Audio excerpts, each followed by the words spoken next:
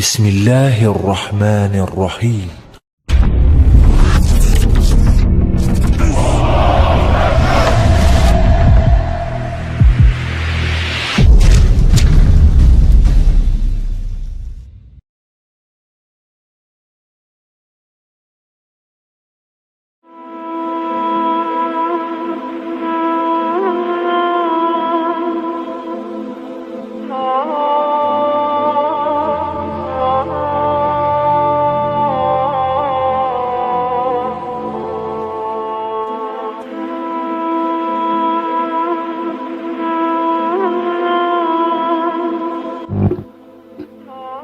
Bismillahirrahmanirrahim. Assalamualaikum warahmatullahi wabarakatuh.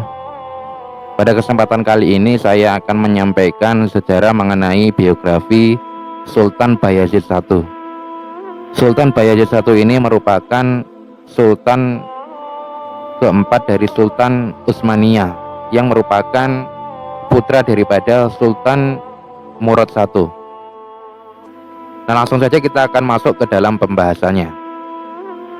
Sultan Bayazid I lahir di kota Aksehir pada 8 Maret 1403. Beliau adalah Sultan Utsmaniyah yang berkuasa antara tahun 1389 hingga 1402. Ia merupakan putra daripada Sultan Murad I.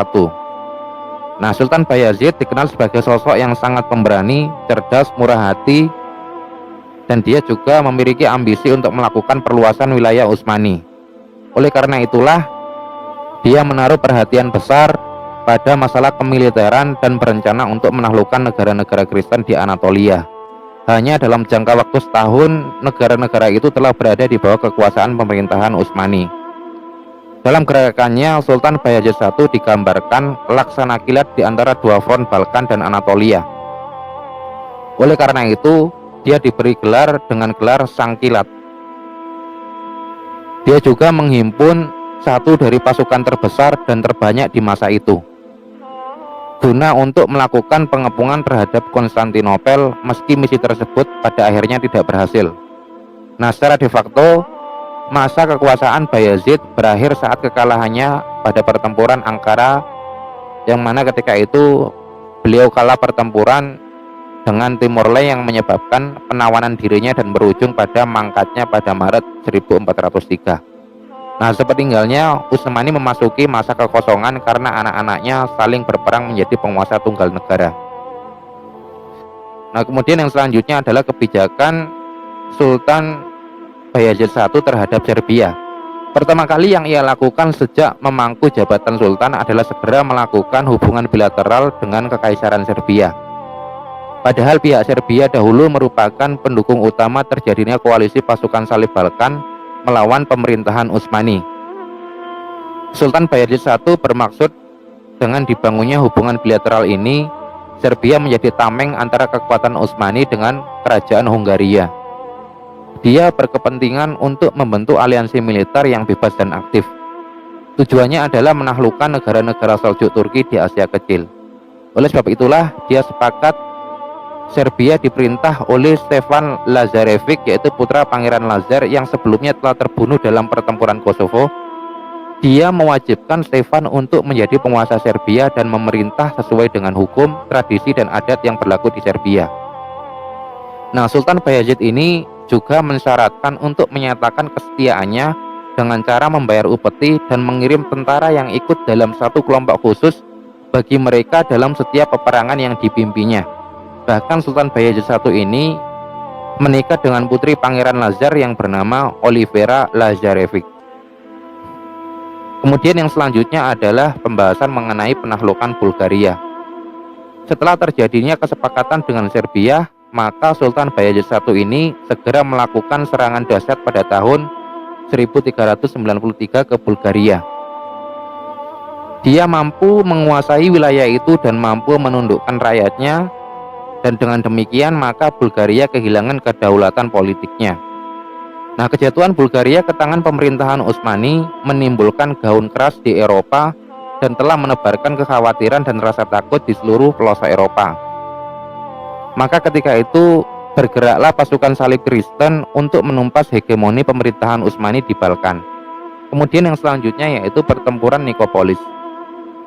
Nah, Raja Hongaria bersama dengan Paus Bonifasius ke-9 melakukan gerakan aliansi negara-negara Kristen Eropa Salibis untuk melawan pemerintahan Utsmani. Ini merupakan gabungan kekuatan terbesar yang dihadapi pemerintahan Utsmani pada abad ke-14 dalam hal jumlah negara yang bergabung di dalamnya.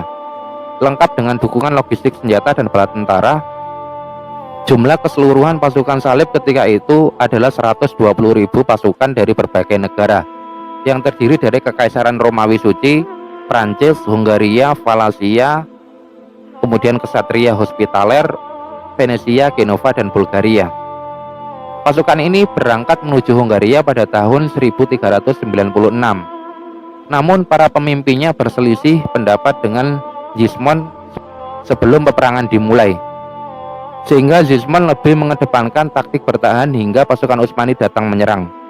Hal ini ditentang para jenderal dan komandan perang yang berpendapat untuk menyerang langsung, sehingga mereka menyeberangi Donau yang akhirnya sampai di Nikopolo, yaitu sebelah utara Balkan. Mereka mulai mengepungnya. Pada awal peperangan mereka berhasil unggul atas pasukan Utsmani. Namun tiba-tiba Sultan Bayazid muncul dibarengi 100.000 pasukan. Jumlah ini lebih sedikit dari pasukan gabungan Eropa Salibis. Namun mereka lebih unggul dalam hal kedisiplinan dan persenjataan. Akibatnya binasalah sebagian besar tentara Kristen. Mereka terpaksa lari tunggang langgang dan juga ada pula sebagian yang terbunuh dan sebagian pemimpinnya ditawan.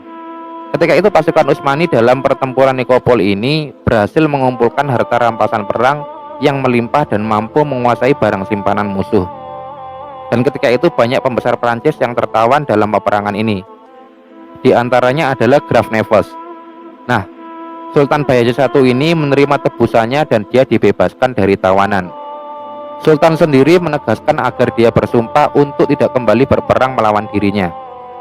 Sultan Bayezid I ini berkata padanya, "Saya membolehkanmu tidak menaati sumpah ini. Engkau boleh saja untuk kembali berperang melawan saya. Sebab tidak satu hal pun yang saya lebih senangi daripada memerangi semua orang Kristen Eropa dan saya menang atas mereka." Sedangkan Raja Hungaria yang cukup percaya diri melihat jumlah pasukannya pada akhirnya melarikan diri bersama dengan komandan pasukan kavaleri Rhodesia. Tatkala sampai di Laut Hitam, keduanya bertemu dengan satu armada Kristen. Maka melompatlah keduanya pada salah satu kapal dan segera melarikan diri tanpa menoleh ke belakang. Kekalahan Hungaria dalam pertempuran Nikopolis menjadikan posisi Hungaria terpuruk di mata masyarakat Eropa dan akhirnya wibawanya pun jatuh. Kemenangan ini memiliki dampak yang sangat kuat bagi Sultan Bayazid dan masyarakat Islam. Maka Sultan Bayazid segera mengirimkan surat pada para penguasa Islam di wilayah timur dan memberikan kabar gembira pada mereka tentang kemenangan yang demikian gemilang atas pasukan salib Kristen. Bersama para utusan dikirimkan pula beberapa tawanan perang laki-laki kepada para penguasa Islam sebagai hadiah dari seorang yang menang perang dan sebagai indikasi material atas kemenangan yang telah dicapainya. Sedangkan Sultan Bayazid sendiri menyatakan dirinya sebagai Sultan Romawi, sebagai bukti bahwa dia telah mewarisi pemerintahan Seljuk dan telah menguasai Anatolia. Ia juga mengirimkan utusan pada Khalifah Al-Mutawakkil dari Bani Abbasiyah yang saat itu berada di Kairo untuk mengokohkan gelar ini hingga ia bisa menggunakan gelar ini dalam kesultanannya yang telah diusahakan bersama para pendahulunya. Dengan adanya pengesahan ini, maka dia memiliki legalitas dan akan semakin kuat wibawa dan posisinya di dunia Islam. Nah, kemudian Barkuk yang merupakan Sultan Mamluk Mesir selaku pelindung khalifah menerima permintaan ini.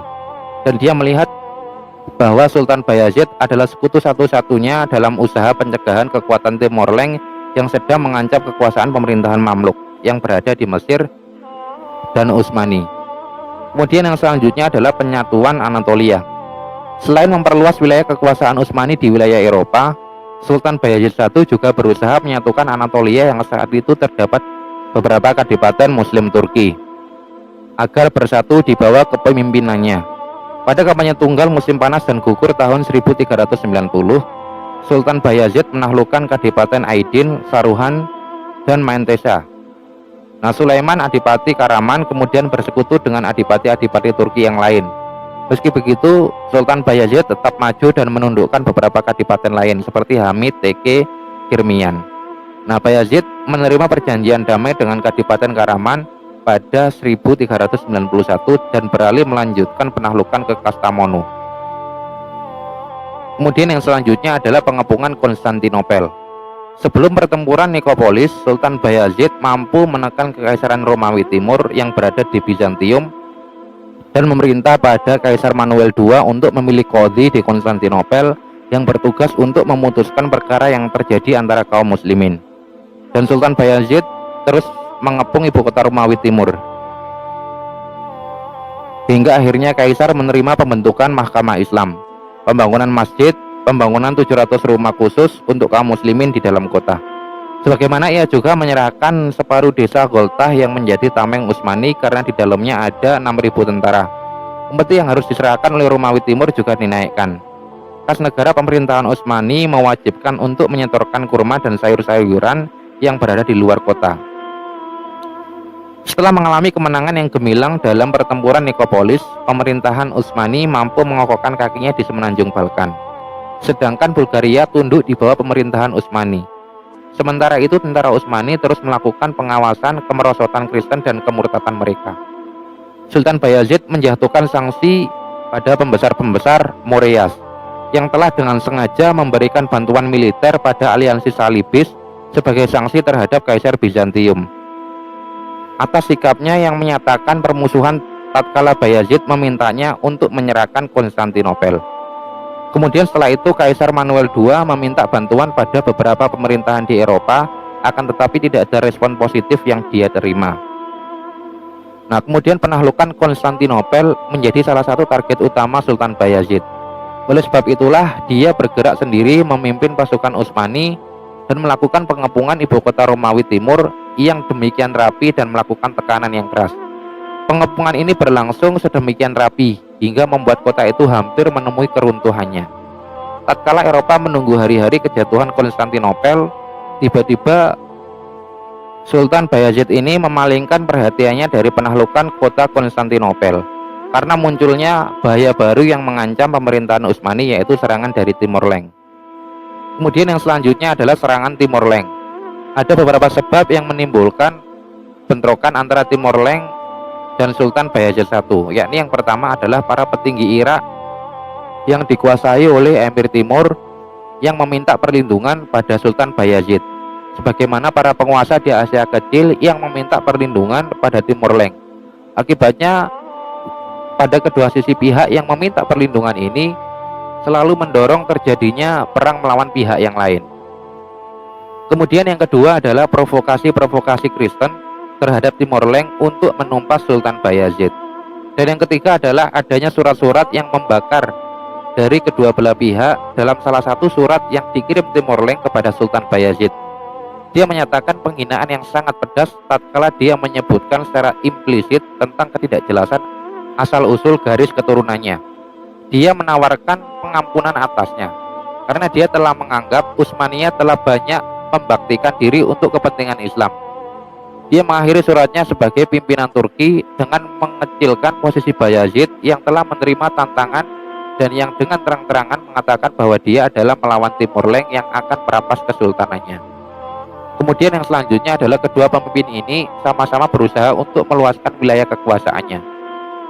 Nah, kemudian Timur Leng bersama-sama bala tentaranya bergerak dan mampu menguasai Sivas dan menekuk lututkan bala tentara Utsmani di tempat itu yang dipimpin oleh Ertugrul, salah satu putra Bayazid. Nah, kedua pasukan tersebut bertemu dekat Anggora yang kini merupakan Ankara, yang bertepatan pada tahun 1402. Kekuatan tentara Bayazid mencapai 120.000 jiwa, sedangkan Timur Leng bergerak dengan kekuatan pasukan yang demikian banyak pada tanggal 20 Juli 1402. Pada peperangan ini, orang-orang Mongol berhasil mengalahkan tentara Utsmani dan Bayazid sendiri jatuh sebagai tawanan. Dia berada di dalam tahanan itu hingga meninggal setahun setelah itu. Kekalahan ini disebabkan oleh ketergesa-gesahan Sultan Bayazid, sehingga dia tidak memilih tempat dengan cara yang sebaik-baiknya bersama-sama dengan tentaranya. Padahal jumlah tentaranya tidak kurang dari 120.000 orang. Sedangkan tentara Timur Leng berjumlah tidak kurang dari 800.000 tentara. Banyak tentara Bayazid yang meninggal kehausan karena kekurangan air. Waktu itu adalah musim panas yang sedemikian gersang. Hampir saja kedua pasukan itu bertemu di Anggora, hingga akhirnya tentara Tartar yang berada di barisan Bayazid dan tentara-tentara yang berasal dari negara-negara Asia yang berhasil ditaklukkan dalam masa beberapa waktu yang lalu juga melarikan diri dan bergabung dengan pasukan Timur Leng. Nah, dengan ditawanya Bayazid pada 1402, maka secara de facto masa kekuasaannya juga telah berakhir. Beberapa penulis menyatakan bahwa Sultan Bayazid ini diperlakukan dengan buruk pada masa penahanannya. Akan tetapi sebagian menyatakan bahwa Sultan Bayazid diperlakukan dengan baik. Bahkan dikatakan bahwa Timur juga turut bersedih atas kematiannya. Nah, sepeninggal Sultan Bayazid ini, Utsmani memasuki masa kekosongan karena tidak ada satu sultan yang berkuasa atas seluruh wilayah Utsmani. Hal ini karena putra-putranya saling bersaing atas tahta dan masing-masingnya menyatakan sebagai penguasa berdaulat di sebagian wilayah Utsmani. Masa ini berakhir setelah pertempuran Kamurlu pada Juli 1413, saat salah satu putra Bayazid yaitu Mehmed keluar sebagai pemenang dan menjadi Sultan Tunggal Utsmani. Nah, demikian sejarah singkat yang dapat saya sampaikan mengenai sejarah Sultan Bayazid I. Semoga dapat bermanfaat dan dapat menambah wawasan kita semua. Billahi taufik wal hidayah. Wassalamualaikum warahmatullahi wabarakatuh.